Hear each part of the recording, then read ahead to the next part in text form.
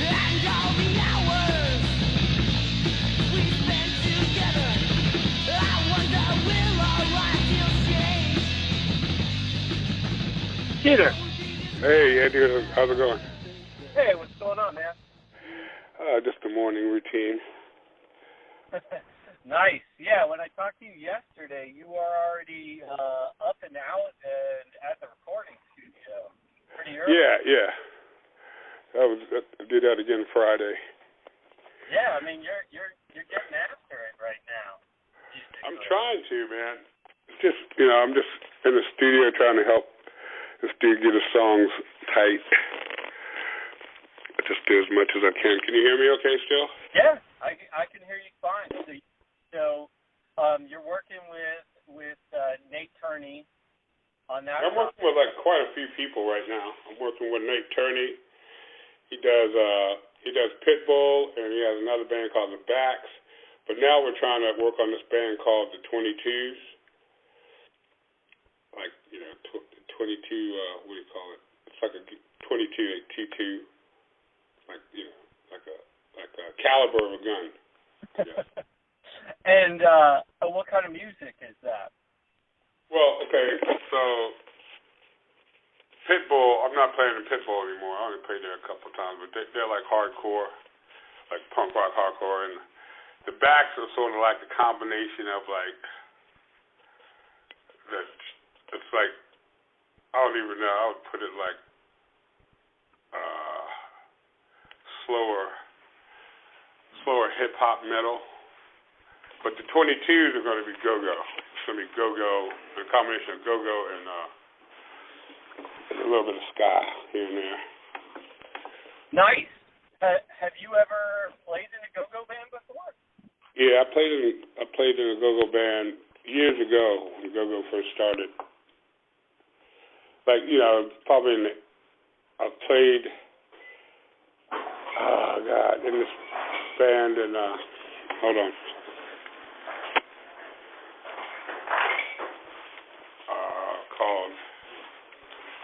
I'm trying to remember this. I played a little bit with, I can't even remember the name, but I played with a go-go band in a long time. It was called Proper Authorities. That's right. The Proper Authorities. I played in bands all my life, man, since I was like 19, I guess, really. For the majority of my life.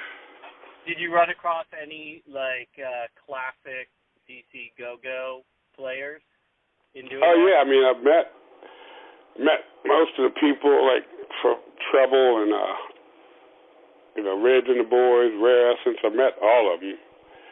I didn't really play with them, though. Just, they found out I was in a band, and, we just talked, just hung out with them a little bit. That was in the, mid-'80s.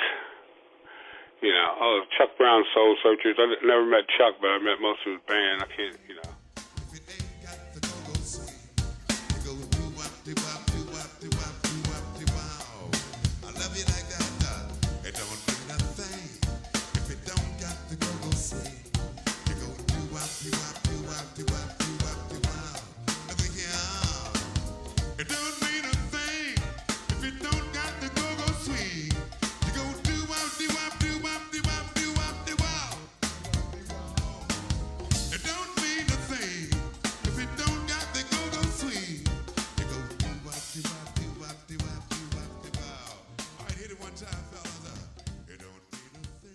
Yeah, I mean, now it's all over the suburb. It's all the way out.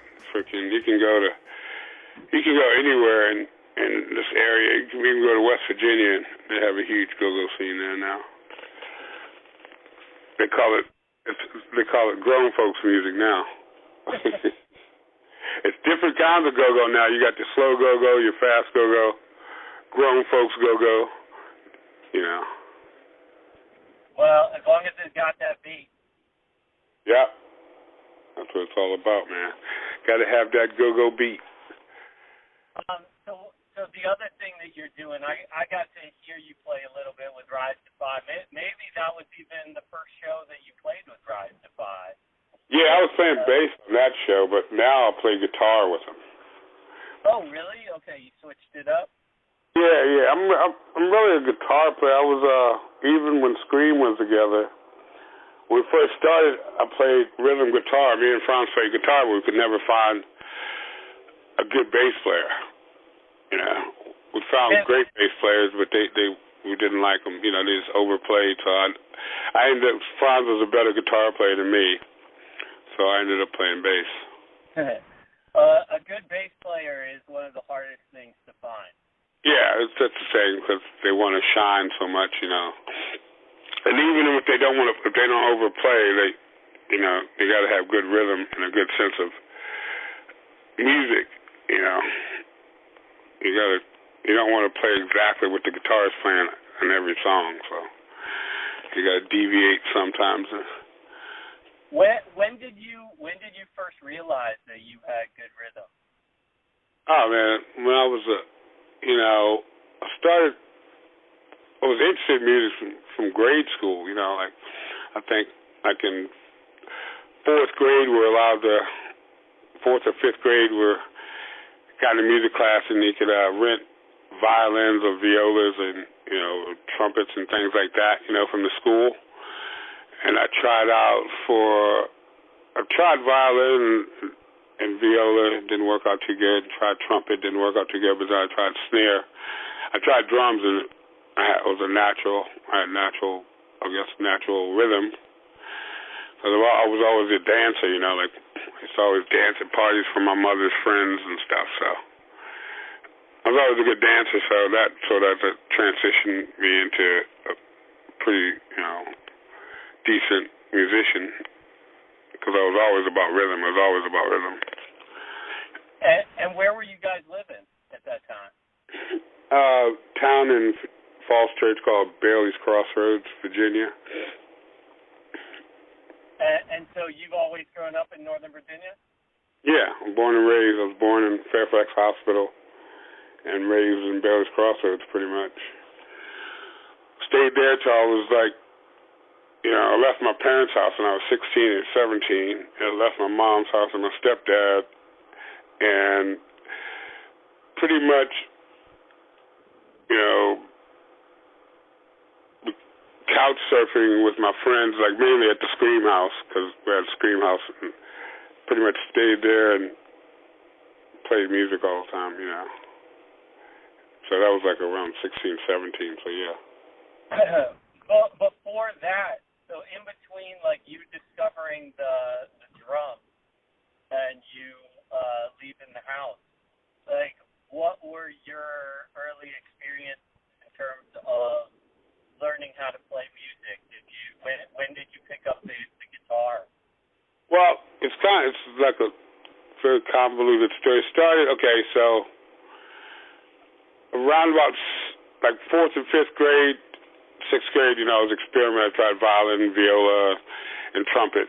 And then around seventh grade, when went to school, I went from Glen Forest Elementary to a school called Glasgow, and they had music classes there pretty much, and you could, and I chose snare and went under the arm of this guy named Mr. Zip, who was our music teacher, and I started playing snare there, and then so that was seventh grade, and I was also heavily into sports, and so needless to say, drums and sports were my main things, and I pretty much learned, rhythmic patterns, paradiddles, and all your drum stuff. Pretty much, I wasn't that great. I was like second drum seat. They have a first, second, and third. And I learned how to play kettle drums and stuff like that, and xylophones a little bit. But then, around eighth grade, I saw this movie. It was like probably just transitioning from seventh to eighth grade, and I saw a Jimi Hendrix story.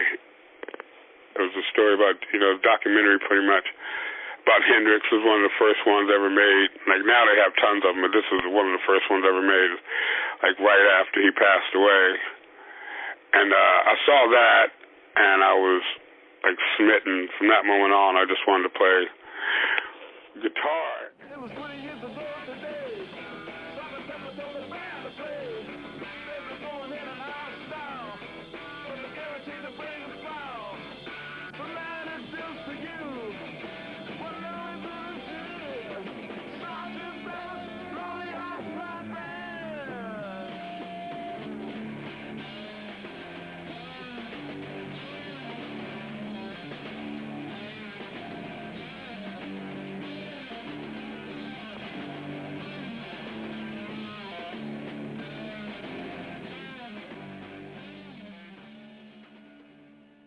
luckily, I was a baseball player, and my baseball coach bought me my first guitar because I won. I was one of the main people that helped win our championship. For then it was Babe Ruth. He was my baseball coach in Little League too, because I played baseball. From the time I was 9 years old till I was 17. Just about when I just sort of lost interest in sports altogether and went straight for music. But my baseball coach, his name was Ed Fellows. Him and I guess I didn't know at the time, him and the other coaches would always bet high dollar on championships, you know what I mean? And so he was like, okay, we have to win this championship. And they said, if you win this championship, I'll get you anything you want. And I was like, oh, really? And he was like, yeah. And he's like, okay, I want a Stratocaster. So he's like, what's that? No, it's a guitar. And he's like, how much is it? And I was like, at the time, I looked them up in the Washington Post. They were like $500. It's like $300 to $500. And back then, you're talking about probably 1977. So that's a lot of money for a baseball coach to give the kid, for winning a championship, right? So anyway, needless to say, he said he put some stipulations like, okay, if you pitch a no-hitter and you hit a home run and we win, then I'll get you a Strat. So I ended up hitting 2 home runs, pitched a no-hitter, and won the game pretty much. Wow. And so we went immediately from the game, still in my baseball uniform, and we went. I had already looked in the Washington Post, found this guy, talked to him already. I'd already, visualized it or whatever, and so we went and bought a Strat, and my first guitar ever was a Stratocaster. It was like a 1972 Stratocaster. Nice. Yeah. Where'd you get it?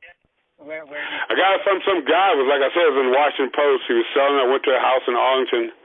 He was this long-haired hippie, and he sat down and played it for me because I wasn't, obviously I didn't know how to play guitar at all at that point.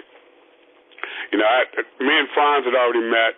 We were in the same intermediate school. We were in the same school, and he was a year beneath me. I was an 8th grader, and he was a 7th grader. I think I met him that summer after I saw the Hendrix movie at a party, and he was he was playing slide guitar. He was really in the Allman Brothers and shit back then, and he had the old Dutch boy haircut, and he could just play the hell out of the guitar. So I followed him around for a while, and we became friends, and that's pretty much the only guitar stuff I had learned until I got the Strat. Only played his. He had a SG. Franz had a Gibson SG, a double cutaway deal, and he would let me play his guitar sometimes, and I'd play, but I couldn't play. I couldn't even play "Smoke on the Water." You know what I mean? I was just playing. I think the only song I could play at that point was Peter Gunn, the bass line, boo doo doo doo doo doo doo doo doo doo. But anyway, but then when I got the Strat, we pretty much became inseparable, pretty much, and we just went around. Then I got an amp and everything. The rest is history. Well, the rest isn't. Well, you got to tell us the rest of that history. So pretty much like that. From that point on, Franz and I were pretty much inseparable, and we always, we were listening to everybody. At that point, I guess it was 70. I graduated in 79. So yeah, 4 years old. Yeah, so 74, 75, I guess.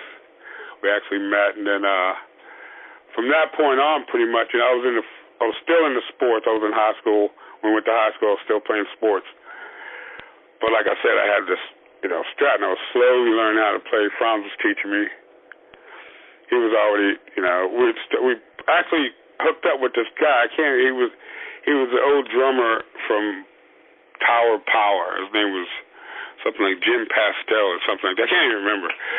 But we used to practice. He lived right up the street from our intermediate school, Glasgow Intermediate, and it's a middle school, and he would, he he was like a weird older guy. He was older than us, obviously. But he took a liking to us because he saw us walking around with guitars. And he's like, we're like walking past his house, and he's like this old fucking biker-looking dude. He's like, hey, you guys play rock and roll? And we're like, yeah. So we actually started a band with him, and we called ourselves Skid Row. And we never really played out. We just like played at one party, I think. And it was just like a party of kids and this old guy. It was kind of weird now when I think about it, but he was cool. He had a girlfriend and everything. He wasn't like a pedophile, but I'm sure they were like, So from there, like in high school, Franz and I, at Jeff Stewart, we went to a school called Jeff Stewart. At the time, I hate his name anyway, but they had a park right across from the high school, and we would, like, all the hippies, because I was a jock. They called me a frock. Franz was part of the freaks, he was like the long-haired hippie guys, and would dig out in the park and throw frisbees and play guitars and smoke weed. And I was like supposedly a jock, but all my real friends were part of the freak crowd, you know what I mean? Get high crowd. So, and there was sort of a lot of tension in our school, how they have like little tension between the, students. So I was like the mediator would try to squash a lot of those beefs because, they called me a frock because I hung out with the jocks and the freaks. I pretty much hung out with everybody all the time. And so they called me a frock.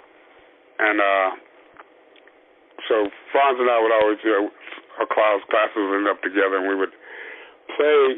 We ended up playing for like all sorts, just way too much. And Franz was living at home with his parents, and then he was failing out of school. And after I got into music, I pretty much delved into music so much that it interfered with my academic courses and my need or craving to play sports, and I got kicked off the football team for like various reasons, and then Franz also, I think he ended up not like, dropping out of school, so he ended up moving in with his brother Pete, who had a house right up the street from Jeff Stewart. So that was the first Scream house. And Pete Stahl at the time was a manager of, I think he was a kitchen manager. I can't even remember. It was like one of the kitchen managers of this restaurant called Joe Theismann's restaurant. Joe Theismann was a Redskin quarterback, won the Super Bowl once, I think. Can't even remember what year, in the 80s, I think. And so we worked so Pete was the main guy, and he worked at Thompson's, so he got us a job, and we were like out on the streets pretty much, but Pete would, let us stay there. We weren't really out on the streets, so we pretty much stayed there, and that's where Scream like started. Pete saw that we were getting better and better. Pete would take us to like shows. Like, because back, we looked sort of old enough, I was pretty much the same size I am now, same height pretty much, but a little thinner, So we would go to shows with Pete. He would, take us to like, John McLaughlin shows, and it started off with doing a lot of times like, what do you call it? It was like that fusion jazz going on. So we would always, go to shows like that, and it's like made me want to like even stop playing because those people are so good.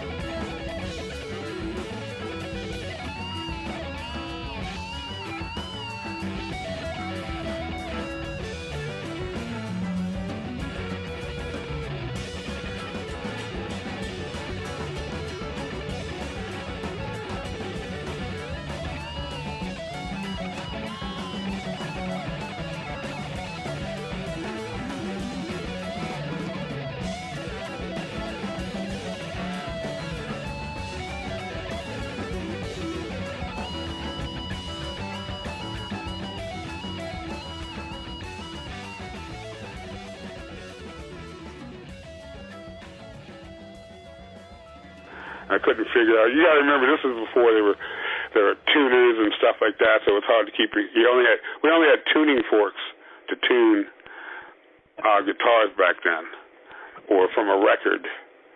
You know, if you knew it was an E or whatever. Ears were really terrible, so we would always just go by,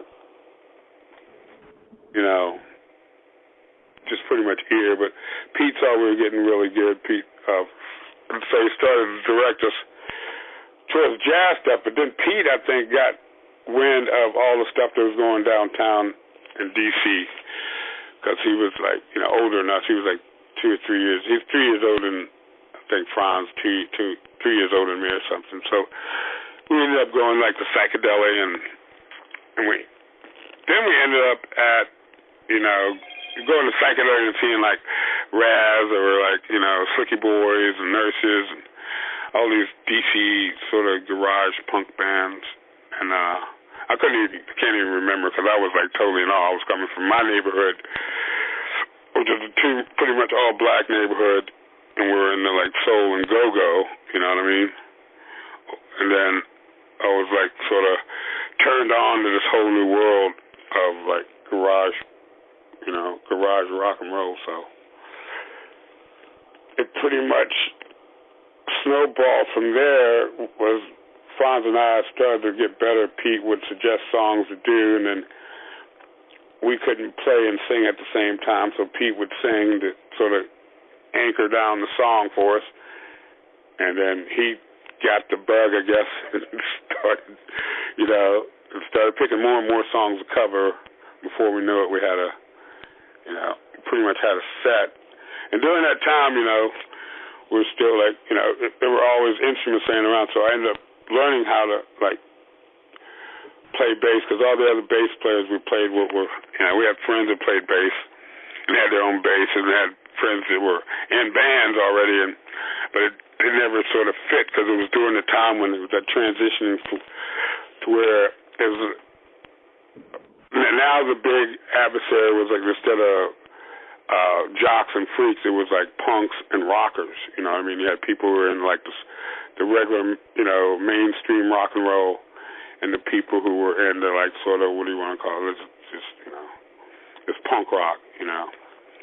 Wasn't even, you know, not even garage rock. People sort of gone.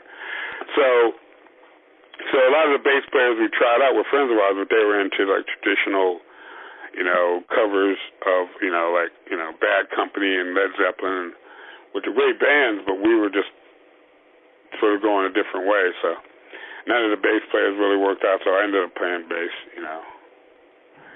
Then Pete pretty much anchored us all down, and we went through a series of drummers too. We had like, most people think that Kent Stacks was our first drummer, but he was actually his third drummer, I think.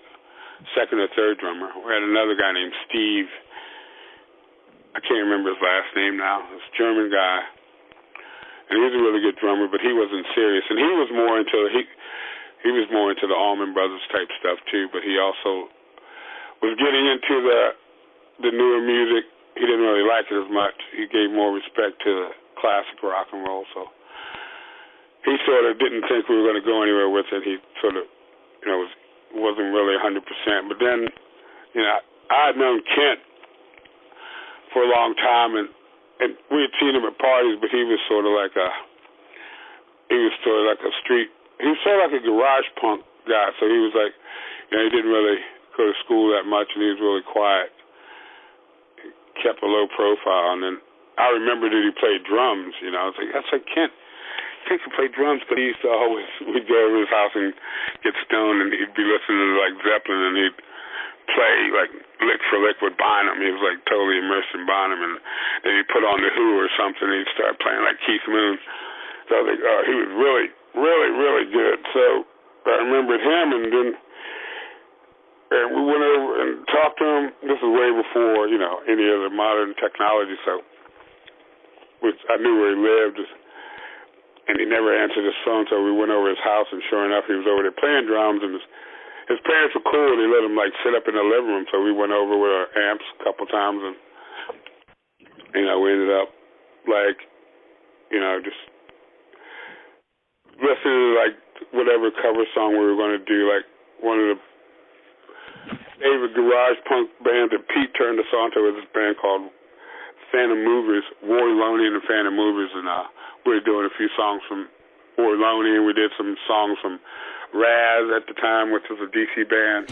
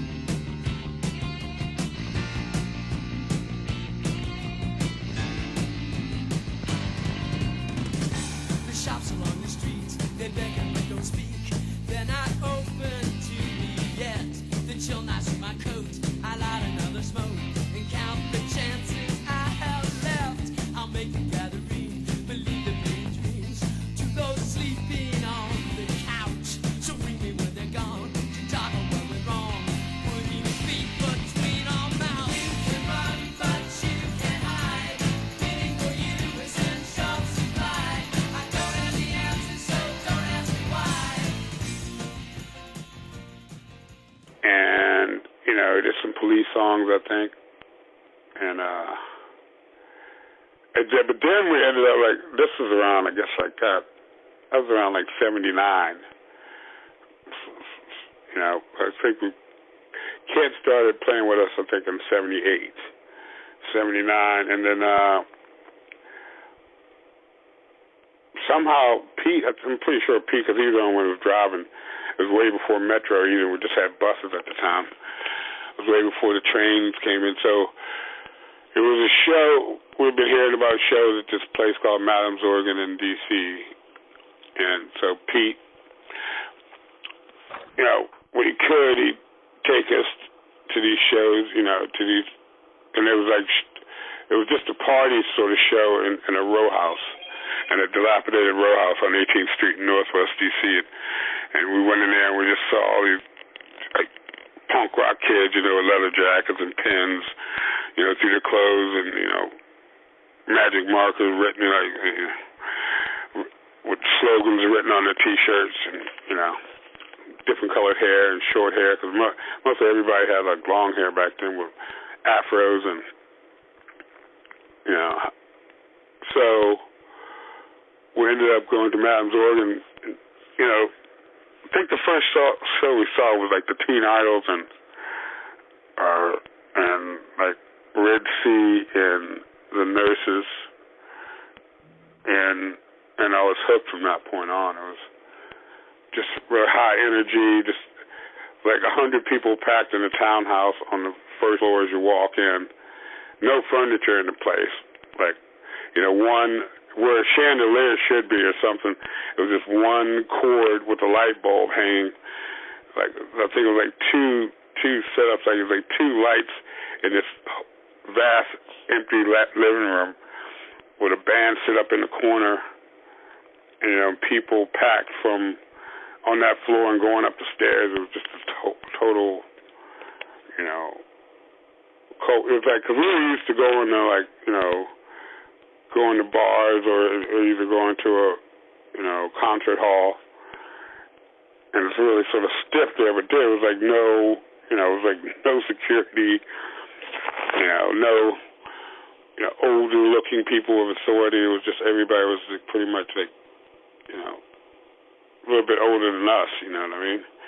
And it was pretty reckless, it was like a lot of slamming going on, a lot of energy, I wouldn't say a lot of drugs or anything, but just a lot of teenage angst going on. It was like, it was all ages, so you'd see people from like, I'd say like 14 to like 45, so it was really unbelievable, like, atmosphere. It was unbridled, you know what I mean? I don't know how to explain it with today's, like, because even if you go to a house party today, it's always like somebody is trying to like govern, make sure people don't get out of hand. But back then, it seemed like there was really no like real was like really no rules as long as you didn't fuck the place up worse than it was already fucked up. As long as there were no fires, I mean, there was always arguments, broken bottles, and, you know, but mainly it was just great music and, you know, people connecting.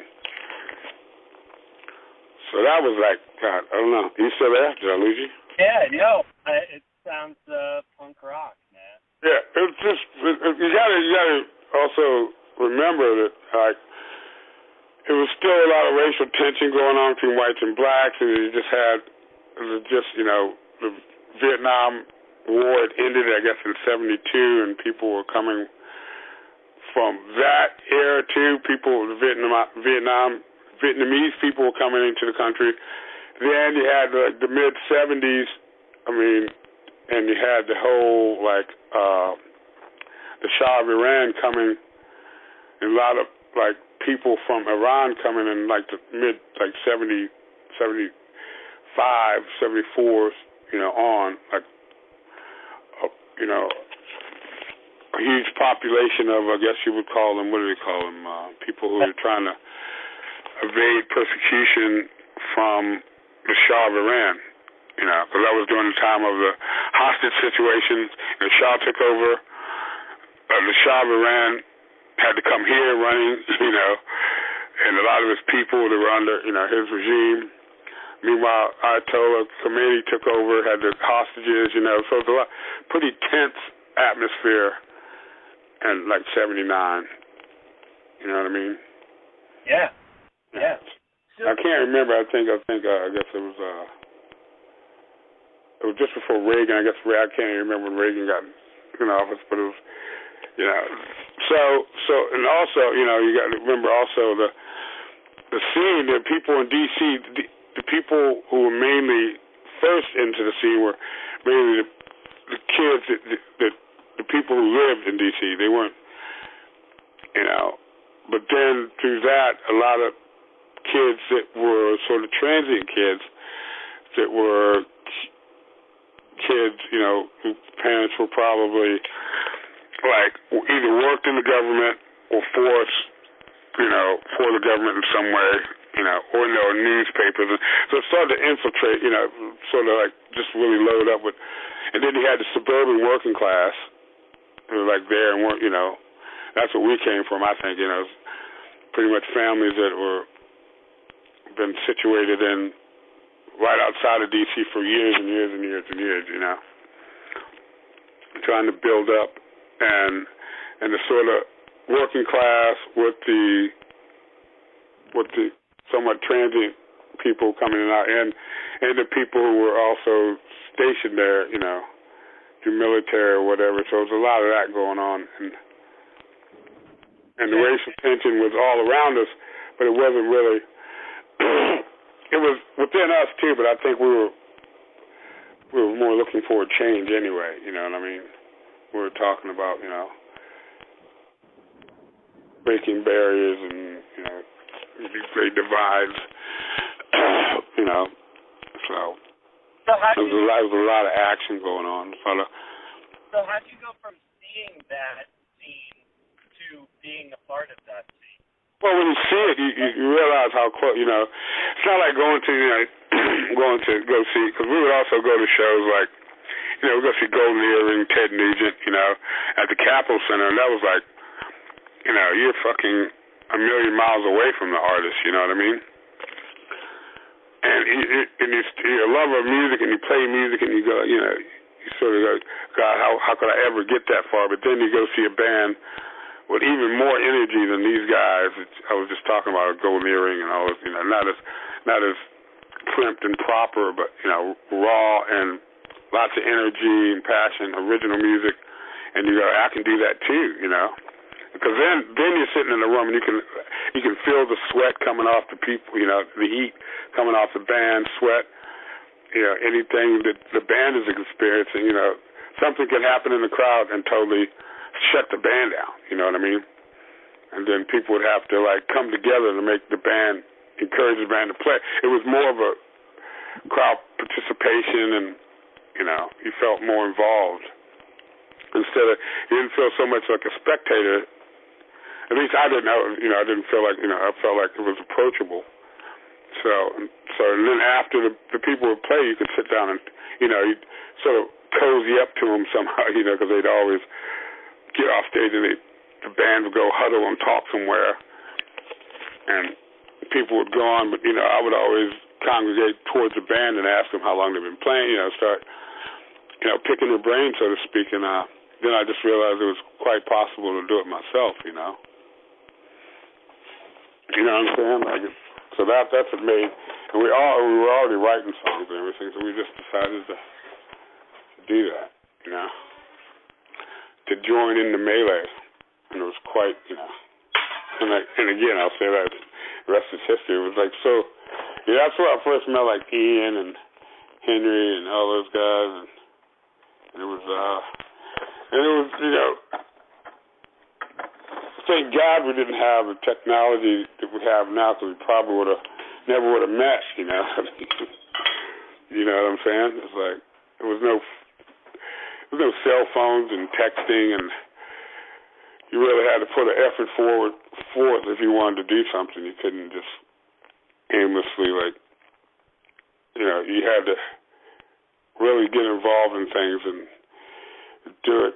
It wasn't so accessible that you could do it, and then, you sort of get tired of it, It was so easy. I think now things are so easy that people don't really put the love into it as much. Yeah. So were you guys always called Scream? Yeah, Pete, the lead singer, he came up with the name. We had we tried many different names, but Scream was the one that stuck, and I guess that was somewhere around 79. And what was the first song that you guys had where you were like, yeah, this is it? The first song that we wrote? Oh, God. Well, the first song where you remember you guys wrote a song and it came together and you were like, this sounds good. This is kind of. It's crazy because all those songs, the first songs were came together really sort of naturally, and we never recorded any of the first songs, but it was we knew it almost as soon as Kent. It was kind of sort of difficult with the other guy, Steve, the first drummer, because he always would go against the grain about stuff. And Kent, he was, we're all alpha males, I guess is the best way to approach it. We all had ideas, but what held us together was Pete was the oldest and most experienced in life, and so we ended up following his lead. And plus, and it was a 4-piece band. 2 of the people were brothers, so so we were able to instead of if you look at a lot of the other bands that were in DC, they'd break up all the time. You had Teen Idols, Minor Threat, Embrace, and it just goes on. But they're ancestral, but they never stayed together that long. Scream, I think we were able to stay together because we followed, we were all alpha males, but we sort of agreed that we, but Kent's more passive, and Franz is going to listen to his big brother, so I was outvoted, and we wouldn't have went anywhere if I would have kept, holding things up. So a lot of times, we were just able to laugh it off because we had such a close knit sort of family, you know what I mean? Because even if I didn't agree with something, I'd go off somewhere with Kent and he'd talk me into it, or I'd go off somewhere with Franz, and we always hung out together. We lived together, or lived right down within 2 miles of each other. We practiced all the time. It just became like a second job, because we all had a day job, and we'd get off from work and immediately go practice. So one that I noticed that it was happening almost right once Kent came in the picture, and and Pete was, it was a period where we have downtime because we didn't have a place to practice. In fact, there was no rehearsal spaces, but it was always short-lived because we were always like, Pete would either, get a group of people together and they'd rent a house until the homeowner decided he wanted to sell it, something like that. And then they'd have to move on. But we knew almost right away. America, summer 1981. Where next? Gonna be the headline, tell them what is real. It's eating the shape that you gotta feel. You think we got the great society. Listen to us now before they bury me. Better than the GWSA. Yeah, stab in the back, have a nice day. Social disintegration fading away. The next generation is like yesterday. And you can watch it all too nice news. Live in the G's, I've got nothing to lose. Better than the GWSA. Ah, yeah, stab in the back, have a nice day. They got no hope, so they got no fear. Passion hands, no shed a tear. Changing the night and the time in the air.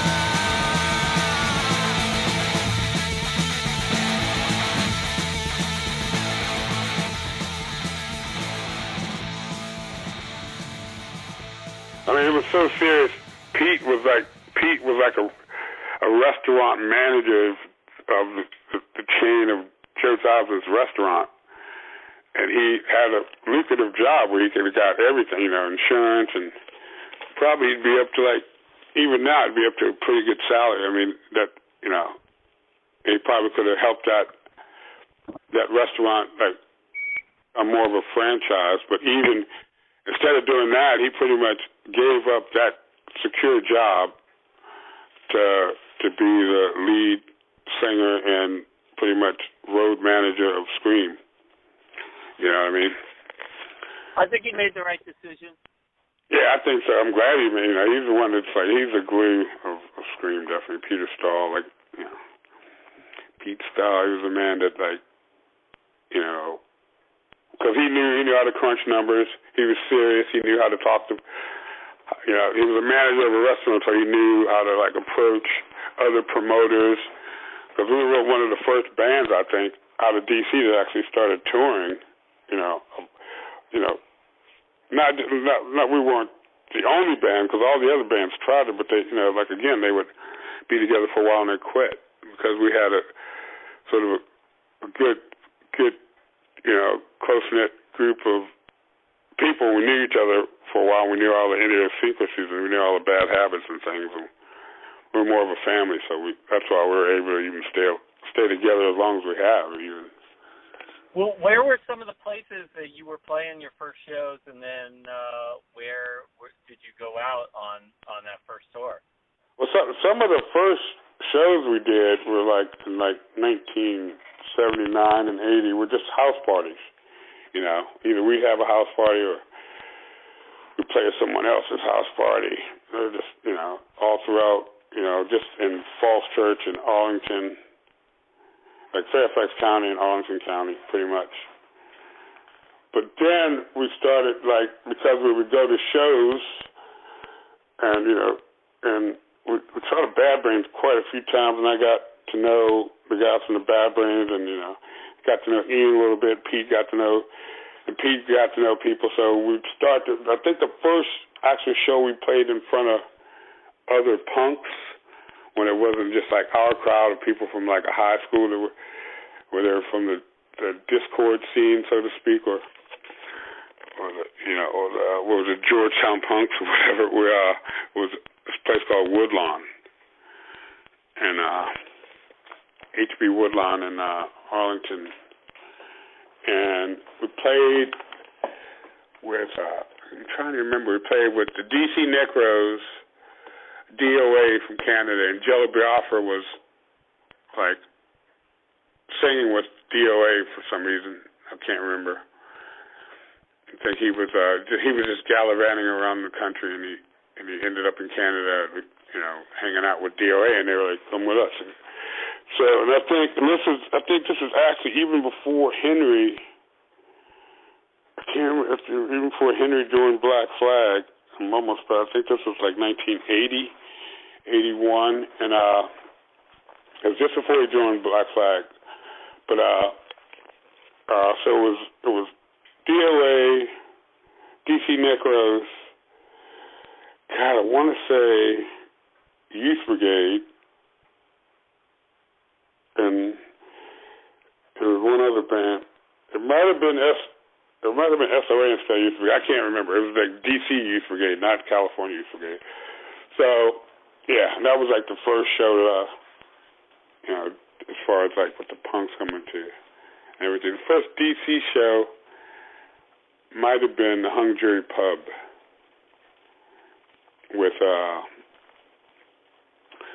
Faith and God. It was a DOD or Deadline, another sort of Discord affiliated band. Yeah. And then pretty much, it's pretty, like I said, that's so long ago, it's just such a, such a blur. Then we started playing, DC Space, 930, almost becoming regulars, and, then there was just tons of play. Wilson Center, another one of my earlier shows. It's like, it was just such a blur, yeah. So those are the first shows. Probably Woodlaw and Hung Jury Pub, Wilson Center. Then we started playing 930 and DC Space and just about then anywhere. I forgot about that. Even before we started playing those places with like the punks, we would play. I remember once we were playing this place. I think it was called Scandals. It was right there right on Wisconsin Avenue, right across from the old Roy Rogers. I think it was called Scandals. It's just a little, it's like trying to avant-garde punk club, and the Bayou was right down at the bottom of the hill. As soon as you pass M Street to go down the bottom of the hill. I mean, as soon as you pass, what is it? I don't know, what is that? Yeah, it's M Street. Go down the bottom of the hill, I guess that's like P Street or whatever. But, or K Street, that's the bottom of the hill, K Street. But the Bayou was down there. It just so happened one time we were playing one of the earliest shows before we started playing Woodlawn and that stuff.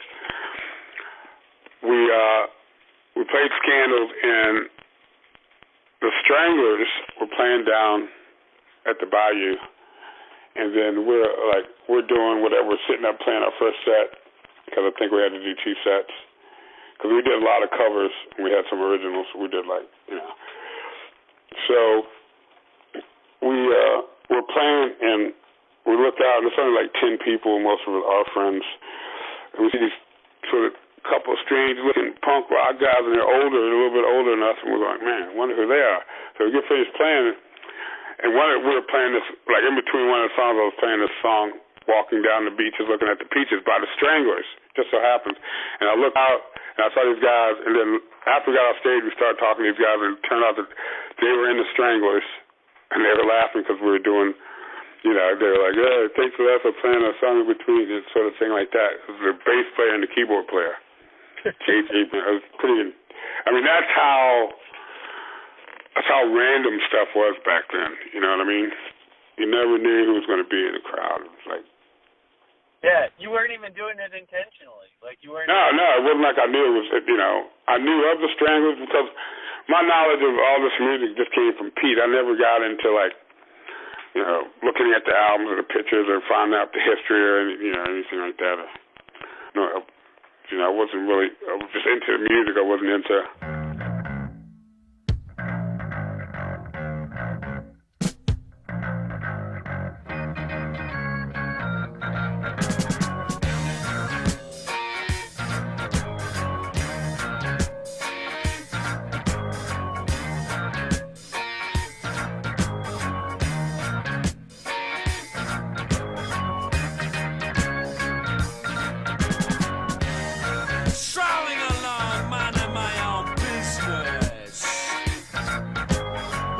A girl and a half, she's got me going up and down. She's got me going up and down.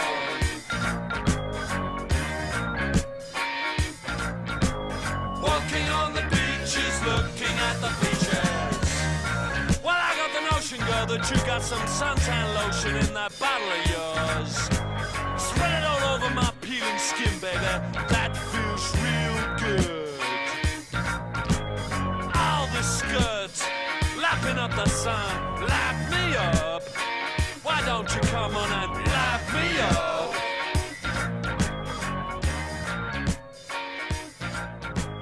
Walking on the beaches, looking at the beaches. Thinking, because again, it was that approachable stuff where I didn't think of I was still amazed by like Hendrix and Cream and people, Eric Clapton and stuff. But those were like people untouchable. These guys were all touchables, and they're all like just a little bit, probably above me, but I didn't take it like that, So were the audiences that you encountered outside of DC when you guys hit the road, were they any different than, the audiences that knew you from home? Yeah, I mean, they all had a little bit different, subtle differences, but all in all, they had the basic theme of understanding and love, and trying to be different, Trying to stand. Some places were harder.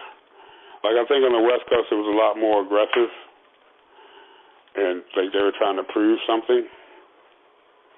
Like, everybody was, like, everybody had a chip on their shoulder, so to speak. They had to be, like, super punk rock and shit. At least it sort of came across. Maybe just because I was intimidated because it was just a whole new environment. But all in all, the crowd seemed, the masses seemed to be pretty much not the same, but had the same vibe. Not exactly the same, of course, elements different, but it was just a lot more, I guess, the unknown was a little more intimidating. And you run across a lot more gang-like mentality as you get further out, A couple of shows we played before where, we got jumped like while we were playing, later years. So it was also, it started off with a pretty innocent, everybody on one accord, but it slowly got, convoluted by, mass appeal and mob-like mentality. When you started, whatever reasons. Huh? When you started, did you feel like you were a part of some kind of, some kind of movement or some kind of new thing? Yeah, of course, yeah. It was totally, it wasn't like, it was like nothing ever before, It was like a huge scene that was like an underground scene that was, not so much, not like seldom seen, but felt everywhere, Because it was, you could slowly see fashions sort of starting to bend that way, much more edgier and following more of the scene. So you felt like you were, definitely a part of a movement. And it was then, once political aspirations started to venture into, the subject of songs, Well, our first songs were pretty much about partying and, going to parties and feeling outcasted. Then you sort of got the sense of it, through numbers we could change things, So you tried to organize and protest more protests were coming up. Punks were becoming more involved in punk. It's a lot, I think at first it was like a misunderstood movement, because he had the media blitz of like, Quincy and shit like that, and Phil Donahue that would basically take on, not trying to point anybody out or say anything, but mainly they take street kids and interview street kids that had, like real no direction, and that was sort of good because it made them get that together, and, like band together, and then finally find direction with it, So yeah, I definitely felt like from the beginning that it was part of a movement, but, just like any other alpha male, I was always trying to make my own mark within that movement. But yeah, definitely felt it's like something I can't even explain it to people today, other than it wasn't like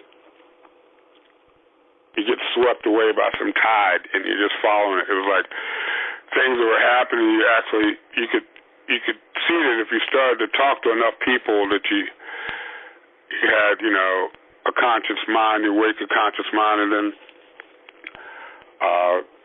that mind would sort of like evolve into a more conscious mind and get collective souls. More people get collective and get things happening, like, and that's it was. It was more word of mouth, and what do you call it, hard copy flyers and things like that. Were different. That's why a lot of towns now outlaw you putting up posters and stuff, and outlaw, like, graffiti, like, in such a way. But that really started with the street movement of punks and an organization of like underground scenes, or like what we call cult-like scenes, like, Sharp Skins and, or, DMS, or even, like, with the, so to speak, gangs or whatever. But in the long run, it started a lot of independent record companies and art, I guess, artists, and to start a whole movement that I think people were ready for it, in a sense, but, they didn't think it'd get as big. Like, I'm sure, I've always thought that it was a great, beautiful thing, and it would be part of a culture and, carry on for life, but I don't think anybody really, I always wanted it to, but who thought that 30 years afterwards that people would still appreciate, the sound of a song you wrote 30 years ago, So that's pretty, just being honest, I didn't expect it. But it's definitely something that, I have to speak for myself. I was just too busy just living and trying to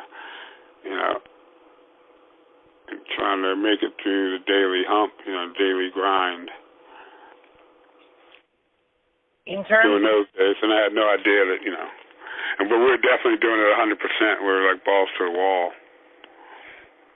But I knew right away. I knew that it was something I wasn't going to let go of. I've been through, been married once, divorced, and still, got kids and everything, and still the only thing that's been a presence in my life more than anything has been a fraction of the scene or whatever, just the whole essence of it, which I had no idea I would hold on to it in such a way myself and not be able to let go of it and say,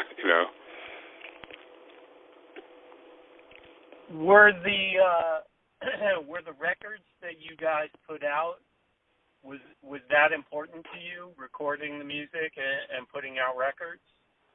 It was important, but not as important. It sort of got. It's very important, I guess, and not so much in my eyes. I was more of a social, like, butterfly, and the recordings to me, because the recordings, we didn't have a lot of time in the recording. They were like, most of the stuff that we did, even to this day, we don't spend like weeks and weeks on it, really, As far as recording it, we just go and bang it out in a day, a day or two, and then we go, as far as the whole band will go, it'll be like a day or two, and then the guitarist will go back into vocals, and then they'll remix it. That takes, a few more days. It's not like, so recording is more of a pain in the ass for me. I know it's needed, but it's a whole different environment. I like playing live myself. I like playing live and playing in front of people, but recording is I like recording too, but it's just a whole different process. It's not as I'm more of a social person. So, Of the recordings that you did, what stands out to you? For me, it's like the last stuff that we've actually done. The more we haven't really, it stands out. We've got new stuff coming, but the newer stuff is even better. But the stuff we did, I guess, like Fumble, and that's shit we did with Grohl.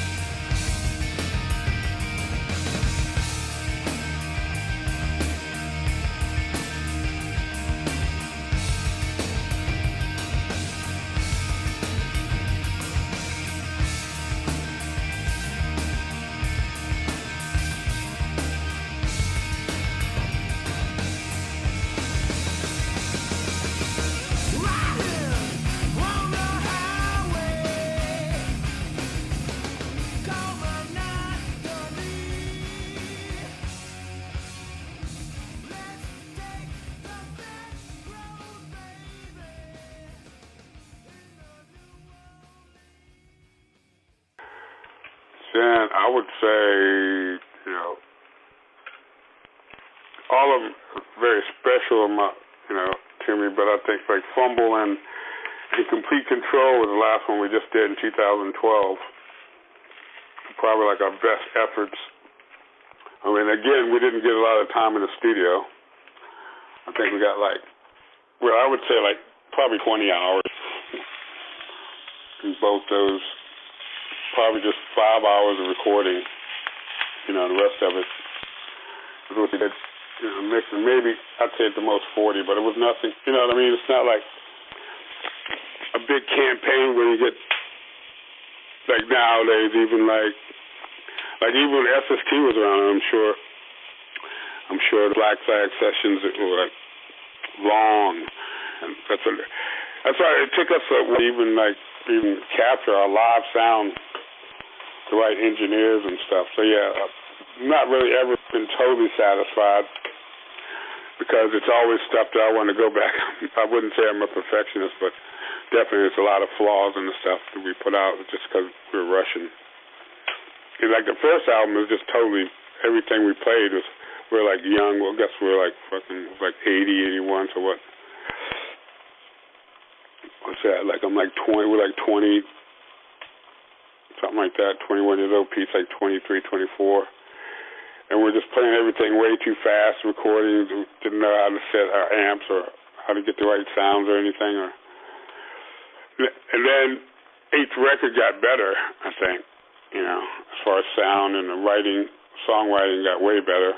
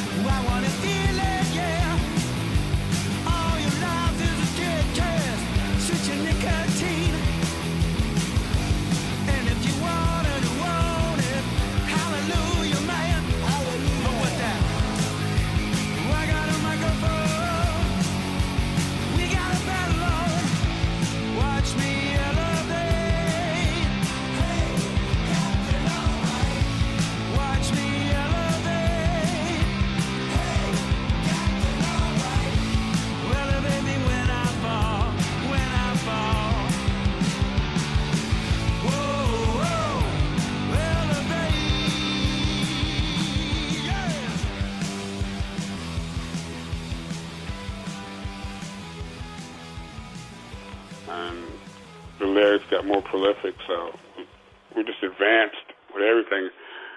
And we're going to put out some stuff here. We're supposed to try to record some stuff in 2020. That's all about money, you know. Well, charity, really, who will let us record, because that's the thing we've all got such, you know, we're so time-consuming lives that we got to find enough time to sit off to the side, and then we got to all convene at the same place, and then we got to, you know, actually play it. You know, we get to hear it and play it separately, but we only get to play together like 4 or 5 times a year now, if we're lucky. So, but I'm more into playing live myself. Recording is essential. You need it, but I've sort of mastered the live thing, but recording, I still too many tricks of the trade that I don't know nothing about. You mentioned Dave. When did you guys meet Dave, and how did he come to join the band? Well, Kent Stacks, the original drummer, he was married with a child when we first started. Like, you asked me about the tours. Our first tour, actually, we went to, it was like in 1981. We went on tour with Government Issue.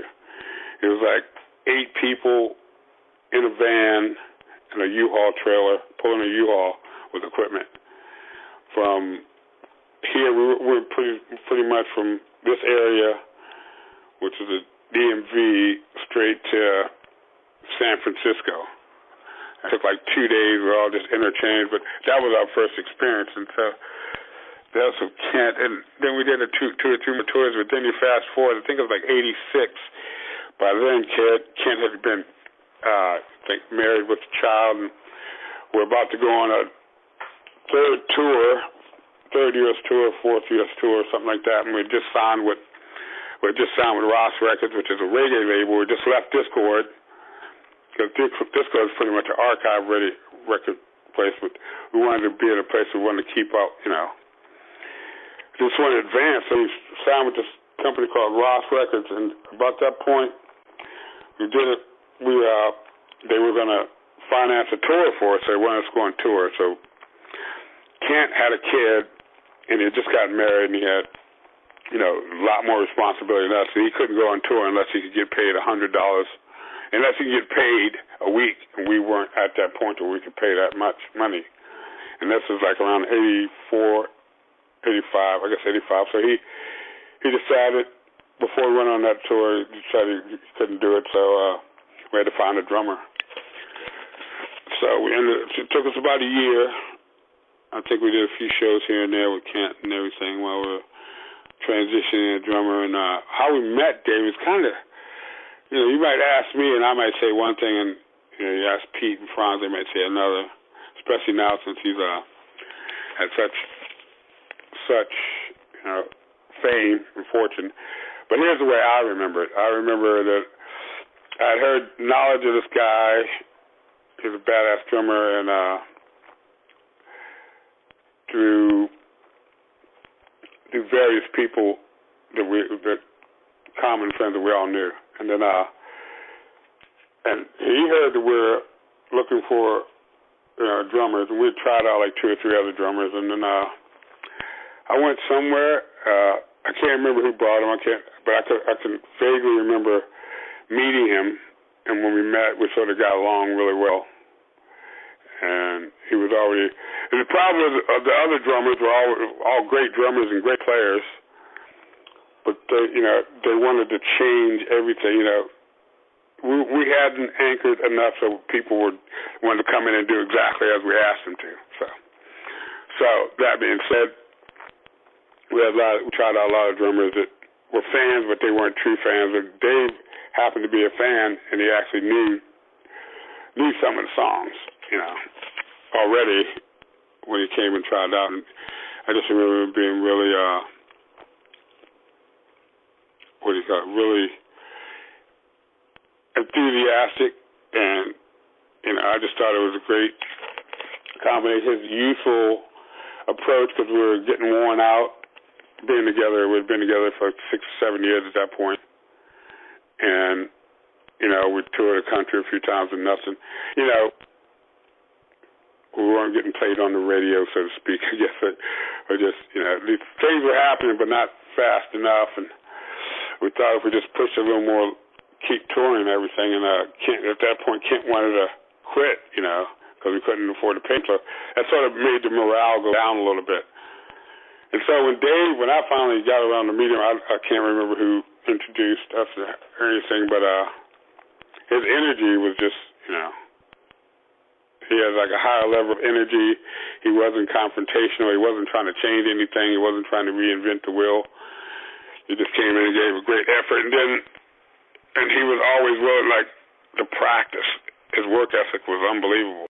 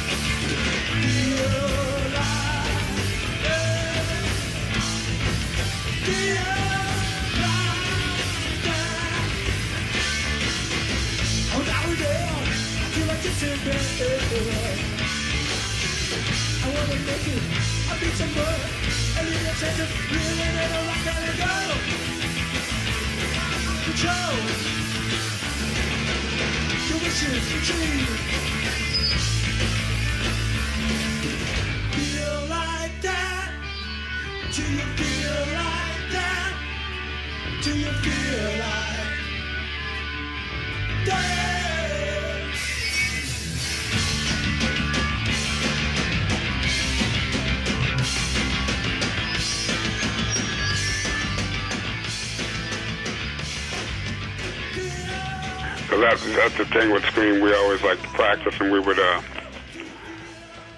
I would get with him twice a week without anybody else just manning him. He was gung-ho for. We'd start early in the morning. I'd call him up. I think he had just dropped out of school or something, or he was went to school infrequently. You know what I mean? I'd call him up and be like, "Hey, Dave, what are you doing?" He'd be, "Nothing, man, just getting up or whatever." And I was like, "Do you want to practice?" He'd be, "Yeah."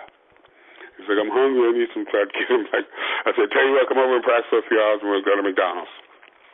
And that was our routine for the first 2 or 3 months when he joined the band. And Kent was also helping. So, yeah, meeting him, I can't remember how, really exactly who brought him, but I knew once we agreed, all of us agreed that he was the one, that he was fucking easy to work with, and fucking we were on our way. I mean,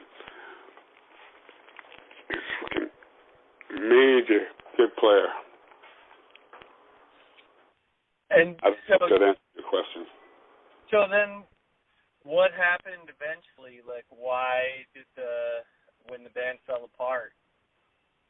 Well, it's a lot of different stories. I read somewhere that some guy named Steve Blush wrote some fucking crazy bullshit. It's not true. What actually happened was, I guess it was 89, and we had went on quite a few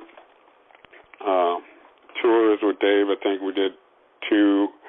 At that point, we had done only 1 American tour with Dave, and we did 2 European tours with Dave.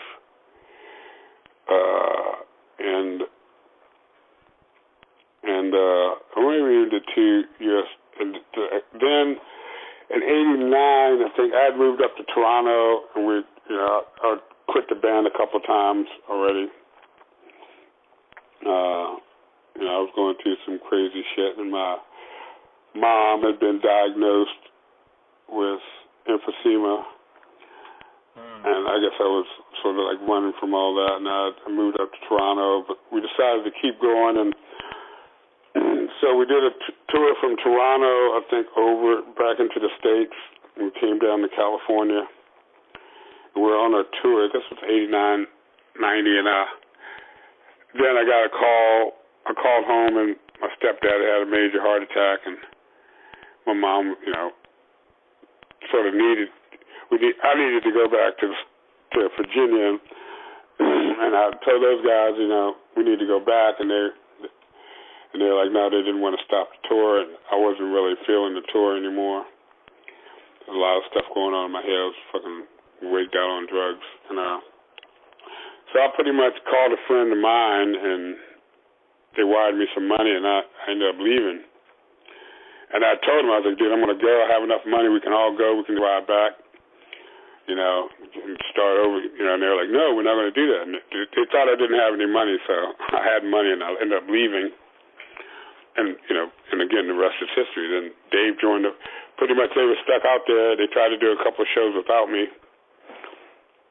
and I guess it didn't go over well. And we were already low on money. That was another thing. We had no money when we were out there, so I was like, dude, I can't live like this. So I left, and when I left, I guess Buzz from the Melvins, him and Dave were corresponding somehow, and they were, and Buzz knew that Nirvana was looking for a drummer, and Nirvana had just seen that we did a couple of shows in L.A. in that area. They came and see us play, and they saw Dave, and they were looking for a drummer already, and they said, God, we need a drummer like that. And then I quit, and they heard that I quit, and they were stuck in the rest is history. They asked Dave, hey, Dave, do you want to come jam a couple of times? He was like, yeah. And the rest is history. Yeah. It was pretty great news for him. It was pretty, and I think Franz and Pete started another band there in that area, which they still live out there now, called Wool. They started a band called Wool, which got, went pretty far to, to the whole grunge era. Yeah, Kent started doing the soft sax. Kent, like, that's the thing. Kent never really stopped playing. Kent, like, even like after he left Skeeter, he's like he plays in all sorts of, he plays in jazz bands. He's like a hired gun, pretty much. Well, so did you stop playing for a while at that point, or did you just? No, okay, so I came back to Virginia, and my mom, that was around like 89, 90.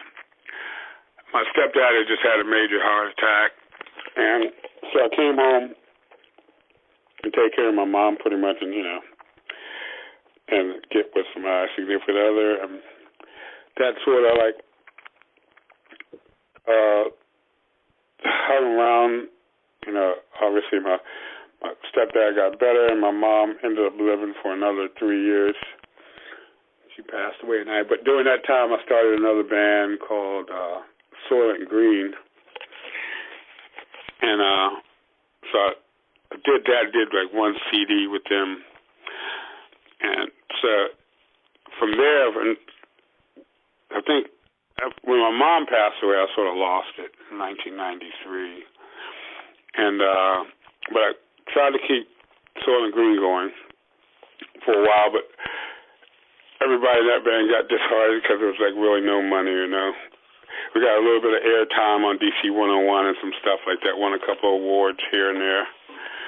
But it didn't really pan out. And after my mom died, I sort of went crazy. But meanwhile, during that time, I had met a young lady in 90, I got 89, 90, and somehow got together. I forget how it's done, birds and the bees. We created a child. So around 96, I decided to, 95, 96, I decided to venture out and try to find my kid, which I did. She was living in Little Rock, Arkansas with her mother. So I moved down to Little Rock, Arkansas, and started, to live with them. And I started a few bands down there, like I started a band called, I started like 3 or 4 different bands down there, and joined quite a few too. First band was a band called the Muff Divers. And we were like all original and sort of punk metal. Then I got with another band, started a band called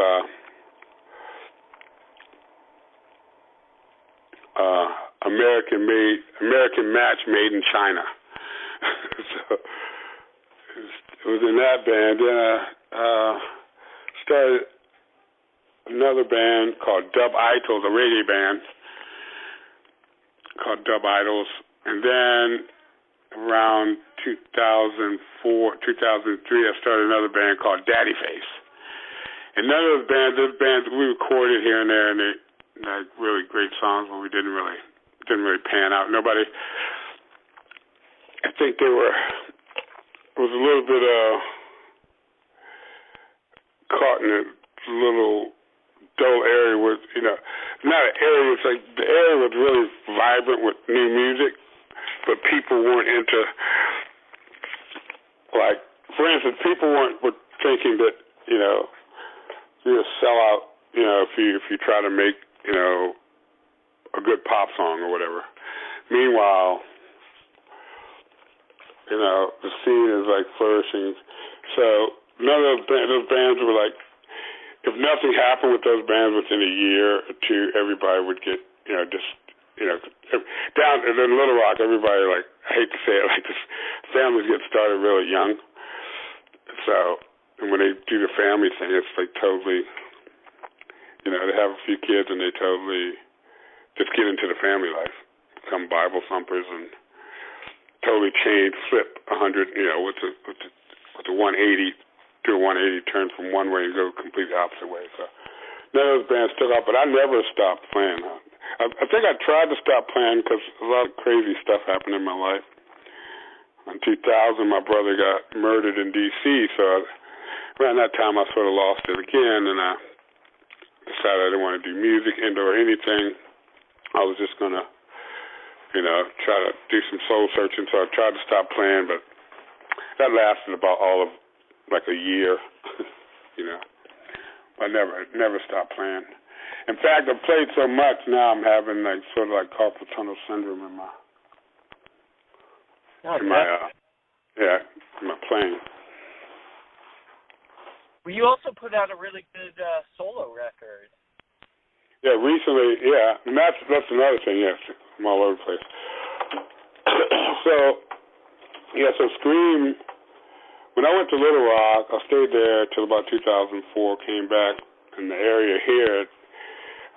No, I came back around 2008, and went through some persecutions and got arrested, spent some time in jail, got my head straight.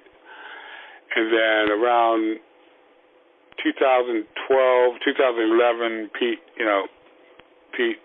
and Franz reached out to me and said they wanted to, I think around 2010, they said they wanted to do it again and like start playing together again, and I agreed. And so we started playing and stuff. And so I guess they were touring around a little bit, but then fast forward to like 2017, I had a friend that asked me, he just got, you have the new digital studios. He just got a Macintosh and got, garage band or whatever. He had all the digital whatnots and interfaces to record. And he was like, hey, he was living in San Francisco at the time, so he goes, why don't you come out, man? It's going to be a time when I'm transitioning to go to college for engineering, but I'll have time to record you if you want to, like, record some of your original music. And I was like, really? And he was like, yeah. And I was like, okay. And he said, just come on out and, we'll just do it. And we'll get like 3 months, we have 3 months to do it. We won't be able to do it every day, just be able to, because he's got kids too. So he's like, I'll record you when I can, when the kids aren't around and I'm not working or I'm not going to school. but you have to be out here, so it'll take probably like 3 months to all get it done. So needless to say, it was during winter. It's like November of 2016. So I said, okay, I decided I'll do it. So I flew out there and we recorded it. We got it done in 3 months' time. Recorded like 10 songs. Really not. We recorded like 13 or 14, but we weren't able to, get them all mixed and get all vocals on everything. So, but long story short, I put out a 10-song, I guess there's a virtual LP. It's on the cyber. It's not a hard copy or a CD, actually, but it's on like iTunes and all the Spotify, all that stuff.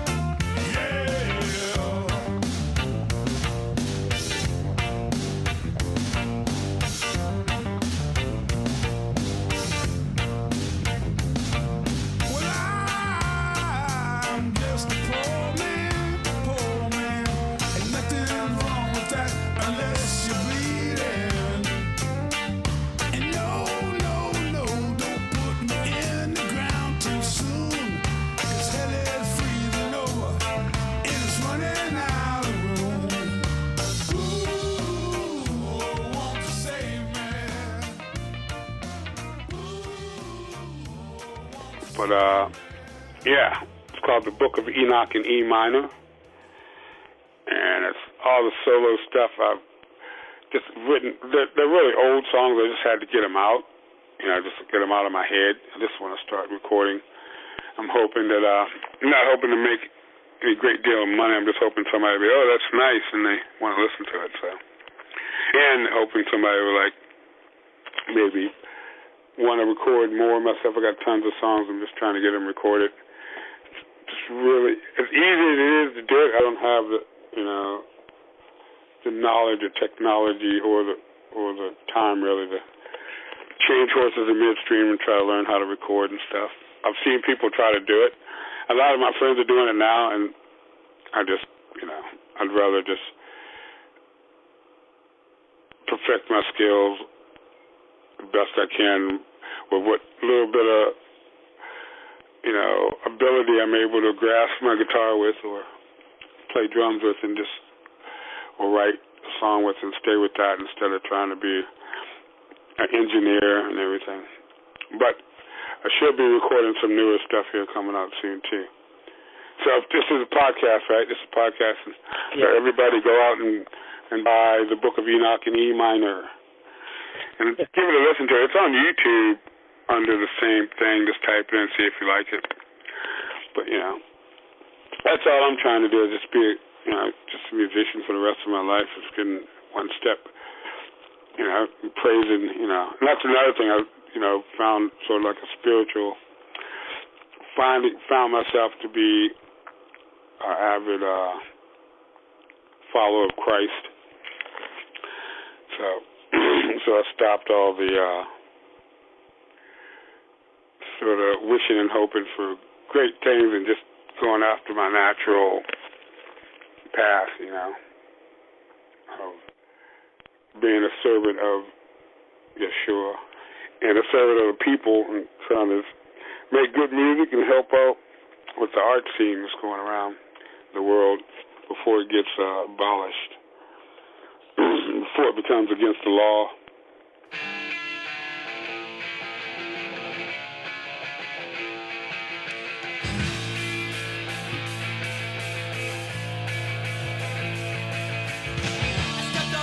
Stepped